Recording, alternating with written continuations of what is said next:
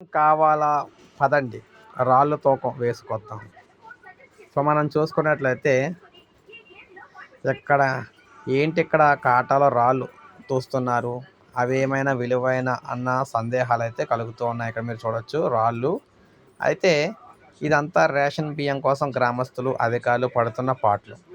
భద్రాద్రి కొత్తగూడెం జిల్లా పాల్వంచ మండలం సారేకల్లు కారేగట్టులో cell phone signal లభించదు. రేషన్ బియ్యం తీసుకోవాలంటే ఐరిస్ వేలిముద్రలు తప్పనిసరి కావడంతో ప్రజలు 2 కిలోమీటర్ల దూరంలో సిగ్నల్ లభించేది మొండి కట్టకైతే నడిచి వెళ్ళారు. డీలర్ అక్కడ లబ్ధిదారులు వేలిముద్రలు వేయించుకుంటారు. ఇక్కడ మళ్ళీ ఇంకో చిక్కేంటంటే కార్డు యాక్సెస్ కావాలంటే ఖచ్చితంగా వారికి ఎంత బియ్యం ఇవ్వాలో అంత కాటా వేయాలి.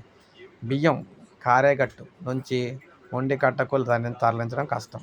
దీంతో రేషన్ బియ్యం బదులు అంతే బరువు ఉన్న రాళ్ళు కాటా వేస్తున్నారు.